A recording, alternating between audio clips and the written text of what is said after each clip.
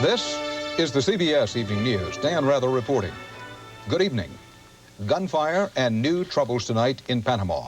In the wake of Sunday's elections, the forces of General Manuel Noriega fired shotguns and rifles, trying to break up an opposition victory rally late today. 2 people were wounded. There's also a conviction tonight among American observers that Noriega's candidate may have lost the election. Correspondent Juan Vasquez is in Panama covering this highly contested election. Police and soldiers moved in today to halt an opposition march as it neared election headquarters. The march was a protest against signs that the government intended to declare Noriega's presidential candidate the winner. It began more as a celebration of what the opposition thought was its victory and gathered steam as it moved down the center of the capital. In many ways, this march is a replay of the demonstrations that the opposition has staged for more than a year, all to no avail. The only difference is that in this one, the leader claims he's been elected president of Panama. The people won. We won. The Ado Civilista won by a vote of 70 or 75% of the voters. But those numbers are only the opposition's estimates. Nearly 24 hours after the polls closed, there are no official returns. A lot of the results never made it to election headquarters. At one electoral center, the official tally sheets were left scattered on the floor after armed men ejected the vote counters and invalidated the documents. Observers, such as former President Jimmy Carter, say all signs point to a Noriega defeat. There's no doubt that people voted overwhelmingly for democracy. Whether or not their votes will be counted accurately still remains to be seen. And the U.S. ambassador said in a rare interview he'd still like to see General Noriega's own army do the job.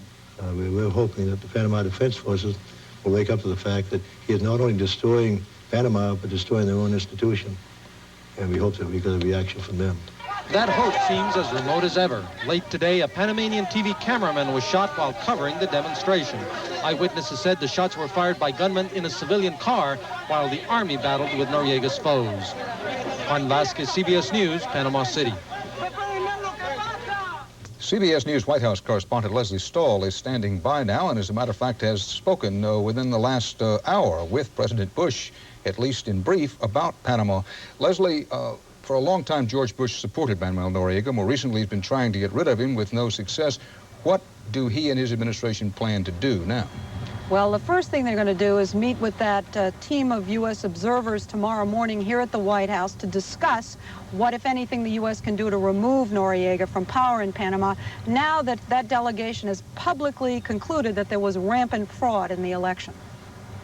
Late today, the president did meet with Defense Secretary Richard Cheney and CIA Director William Webster to review the situation in Panama. White House officials said they were pleased that one of the U.S. observers, Democratic Senator Graham of Florida, was so incensed at the election fraud that he called for immediate action. I believe the United States should now consider the use of force in Panama.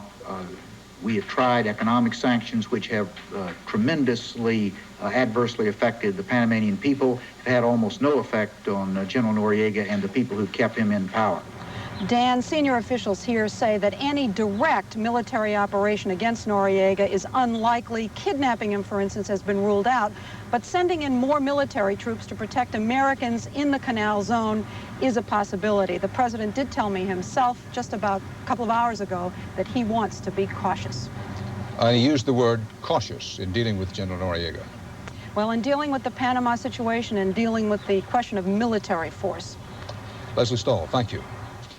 The president also had the State Department today criticize Panama's election procedures. At the same time, the State Department praised Bolivia's election, also held over the weekend. The State Department said Bolivia's voting was, and I quote, a victory for democracy. The results in Bolivia are still too close to call. The government candidate and a former military ruler are running neck and neck for the Bolivian presidency. Well, the delay in launching Atlantis was all but forgotten today as the space shuttle returned to Earth in picture-perfect style. David Dow was there in the sizzling California desert. A weekday crowd of about 25,000, one of the smallest in shuttle history, watched the end of a mission that launched the U.S. into a new era of space exploration. It was a nearly flawless flight that ended with a change in landing plans. Atlantis, on glide slope, on center line, 280 at 8, gust to 16. Gusty crosswinds forced the Atlantis crew to shift runways from the dirt lake bed to a concrete landing strip used by 7 predecessors. The approach and landing went smoothly, the touchdown right on schedule in desert heat of 90 degrees. Congratulations and nice landing. You've extended the shuttle's reach far beyond Earth orbit now. Commodore Magellan would approve. Roger that. Thank you, Frank. In launching the Venus probe Magellan, named for the Portuguese explorer, the Atlantis crew became the first ever to launch a spacecraft from another spacecraft to another planet. Tonight, Magellan is about 700,000 miles from Earth on its 15-month journey to Venus, and officials and scientists alike are elated. It's really hard not to have a big grin on your face and be proud of what we're doing, and I'm proud of all the people that got us here. I think public awareness of space science will aid more planetary programs as well as more studies of the Earth's environment. Thanks to a 1987 agreement, the U.S. and Soviet Union shared data in planning the Magellan mission. A taste of things to come, say officials. We need to learn to do business together. We're going to do it slowly, carefully, but systematically. The U.S. is scheduled to fire off another planetary explorer in October, the spacecraft Galileo, on a 5-year journey to Jupiter, launched from this same Atlantis shuttle. David Dow, CBS News, Edwards Air Force Base, California. The top scientist for NASA says Venus is a perfect example of, quote, runaway greenhouse effect. That is a smothering blanket of sulfuric acid and carbon monoxide that keeps surface temperatures at 900 degrees on Venus. When another NASA scientist concluded that our planet Earth faces similar dangers, the Bush White House stepped in. The result today was an uproar on Capitol Hill. More about this from Chief Washington Correspondent Bob Schieffer. As the government scientist told it, the White House Office of Management and Budget ordered him to soften the conclusions scientists have reached about the coming problem of global warming, the so-called greenhouse effect. Scientist John Hanson wanted to warn Congress what most scientists believe, that there's a real danger of drought, storms, and temperature changes caused by man-made pollutants. Instead, he was ordered to say such predictions are not reliable. The last paragraph in that section, which seems to be in contradiction to that, was not a paragraph which I wrote. That was added to my testimony in the process of review by OMB. Hanson's objections were understandable. Because, in essence, it says that I believe that all the scientific conclusions that I just discussed are not reliable, and I certainly don't agree with that. So the statements which were changed by OMB were not statements about policy. They were statements about the scientific data, correct? That's right. The White House confirmed the testimony was changed, but only to reflect that there are many views on the issue. That did not satisfy Subcommittee Chairman Gore. The Bush administration is acting as if it is scared of the truth. Spectacular pictures flashed back to Earth from the space shuttle this week illustrate what worries scientists, pollutants now pouring into space. It could cost millions to correct that, and the administration is locked in an internal battle over what, if anything, to do. Our expectation in the environmental community is that George Bush wants to take this problem seriously, but it looks like the rest of his administration thinks otherwise. The irony here is that if scientist Hanson had told Congress what he wanted to say in the beginning, this hearing would have gotten a little attention. Now the administration finds itself defending not only its policy, but its strong-arm tactics, too. Bob Schieffer, CBS News, Capitol Hill. And still to come on the CBS Evening News, Ray Brady on Japanese with the Yandebi Cowboys. On jet set objections to jet noise in the neighborhood.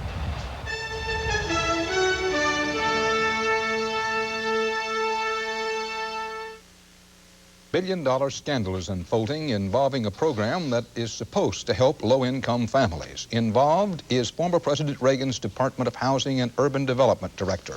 Ron Allen reports that lucrative contracts have been awarded and payments made not according to need, but according to who you knew inside HUD. The federal government's housing rehab program was created more than a decade ago to fund apartment renovations for poor families. But an agency probe has determined that during the Reagan administration, the HUD program became riddled with influence peddling and cronyism that could cost taxpayers more than $400 million in overpayments to developers and their consultants.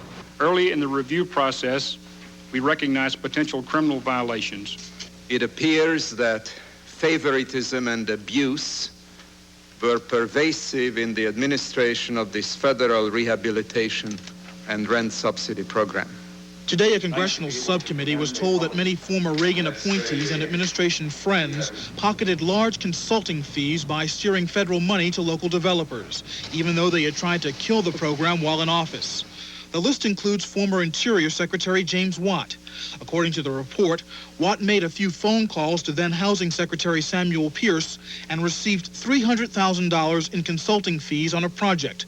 Former Massachusetts Senator Edward Brooke received $183,000 for consulting on a project near Boston, and one former special assistant to Secretary Pierce walked away with $1.3 million for consulting on 13 projects.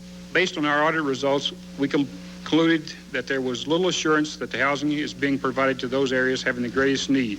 One of those areas was a Nevada community, where a local housing authority director was shocked when a former HUD official turned developer offered to help secure a government grant. It's not proper and it's not ethical for former government employees to make money out of programs that they were charged with administering. HUD Secretary Jack Kemp has stopped further spending on the program until the agency's regulations are tightened. Meanwhile, investigations continue. Officials at the Justice Department are trying to determine if any criminal violations have occurred. Ron Allen, CBS News, Washington.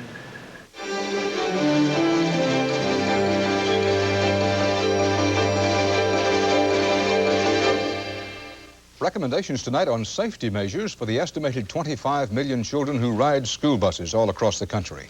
Rita Braver reports on what a group of transportation specialists found after an 18-month study.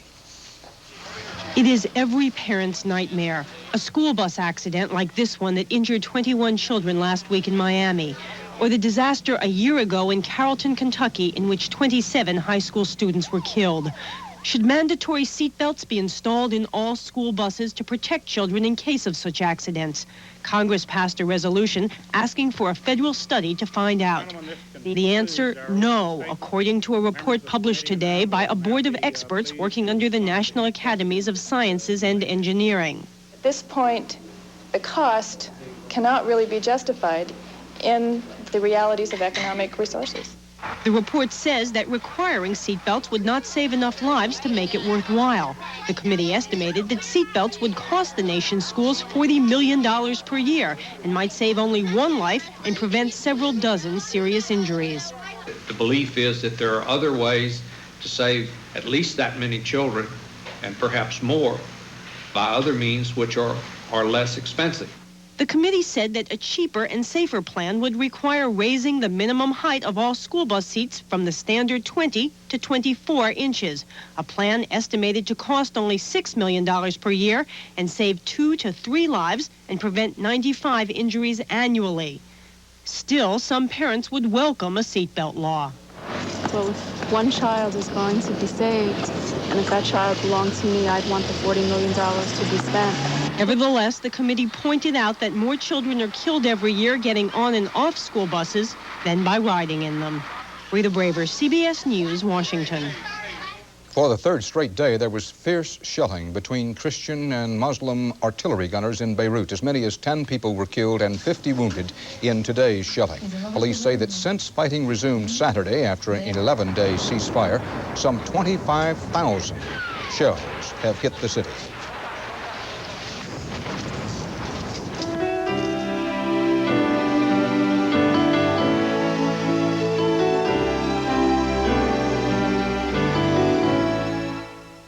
United States Ambassador to Japan, Michael Armacost, arrived there today to take up his duties. His arrival comes at a time when the two countries, of course, are at great odds over trade. As Ray Brady reports, there's a curious twist in that situation. It finds the Japanese trying to be at home on the range.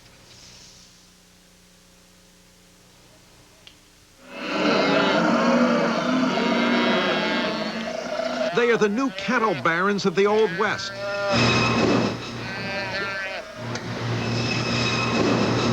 Japanese business, feedlots, ranches, and thousands of acres of prime grazing land in the United States. We can eat American beef because American beef is very cheap. We can import to Japan and very cheap cost. Just last year, the Japanese government told the U.S. it would lift restrictions on beef imports and buy more American beef. But what Japan has really opened its markets to is a new brand. Grown, packed, and shipped from the USA by Japanese. The Japanese beef producers and beef distributors want to maintain as much of this as possible in Japanese hands. And so the way to do that, if you're no longer protected, is then to go and buy the American ranches and beef processors. One reason, here in Tokyo, if there's anything the Japanese have a yen for, it's beef. In the last 5 years, imports into Japan have doubled, even though steak costs $22 a pound. And down the road, rising imports could add up to a juicy $2 billion market for cattlemen.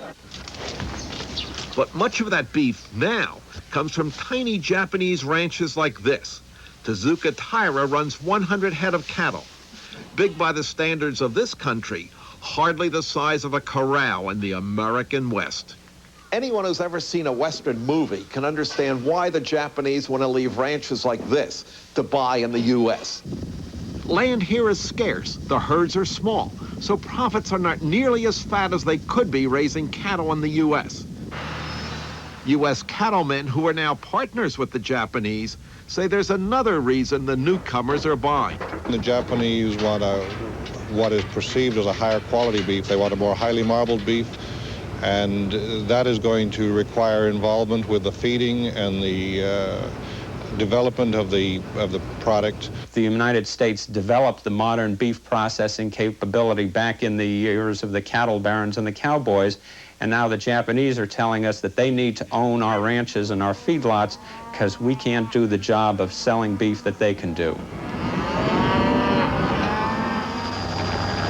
Nobody is sure just how many properties the Japanese have snapped up. But with Americans eating less red meat, all this is good news for ranchers. We think that most people in the industry will welcome any source of capital today. We need capital in the industry. Zenshaku, one of Japan's biggest beef importers, recently bought this 80,000-acre ranch in Montana. And at least one executive at Zenshaku considers himself a Japanese John Wayne. We are frontier. I have a frontier spirit to get, say, a Japanese type of meat. As the Japanese keep buying, critics say that prime symbol of the United States, the American cowboy, may end up on foreign payrolls as still another industry goes west. All the way west to Japan. Ray Brady, CBS News, Tokyo.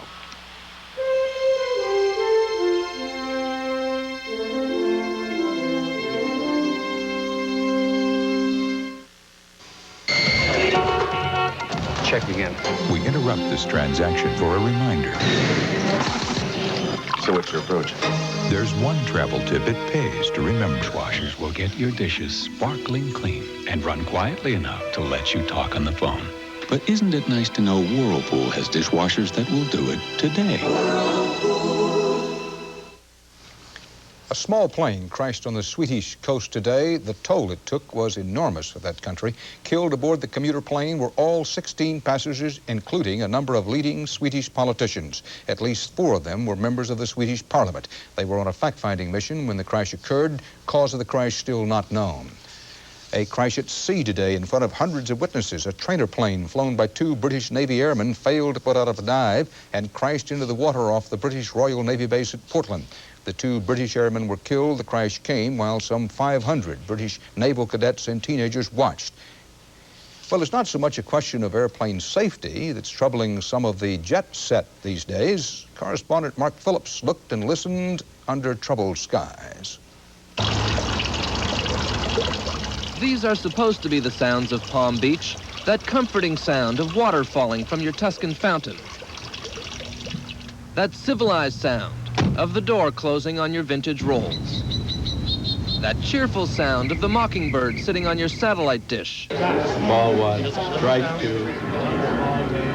But it happened when Frank Flower was in the middle of an old baseball story. It happened when Ann Moss was talking about real estate prices. Homes would say, I love the house, I love the location, but the airport. I thought you could use that. Yes. Good luck. Thank God for Perry. And it happened when David Veselki's guests were having cocktails. Here in Palm Beach, where $2 million will get you an acceptable property, where Donald Trump paid $10 million for his little retreat, where the fantastically wealthy have come for generations to get away from it all, here in Palm Beach, it all has arrived with a vengeance. A new terminal at Palm Beach Airport has attracted more and more flights, bringing tourists to the rapidly expanding county. And when those jets take off, they roar as they claw their way into the warm Florida sky. Roar right over Palm Beach. Roar so loudly. There's some planes that go over this house cause waves in our swimming pool if they come over so low and so loud. So the upstanding citizens of Palm Beach have organized to make some noise of their own, legal noise. They've joined with middle-class West Palm Beach, which is even closer to the airport, and sued the county and the airport authority. Always known for its rich and famous, the Palm Beach lifestyle has now become rich, famous, and mad enough not to take it anymore. The idea of being a victim of circumstance is not one people here find comforting. They're not used to losing, and they don't like it. Well, you know, when you're out front, they're always throwing stones at you. And you get most noise from the bleachers. Even Donald Trump, an early leader of the Great Palm Beach Rebellion, has been criticized for his noisy old jet. If that means Mr. Trump has to get a new airplane, he'll bloody well have to get a new airplane. In the new Palm Beach, money can no longer buy happiness, let alone peace and quiet. Here for TWA.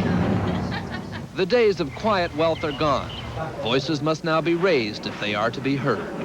Mark Phillips, CBS News, Palm Beach. And that's the CBS Evening News. Dan Rather, see you tomorrow. Good night.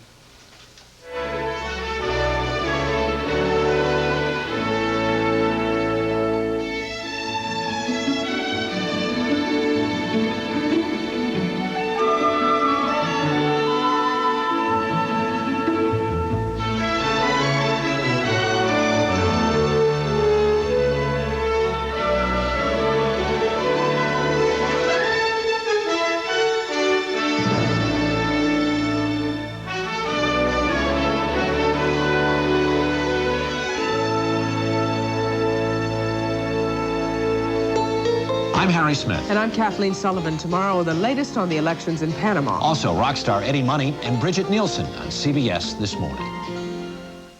This is CBS.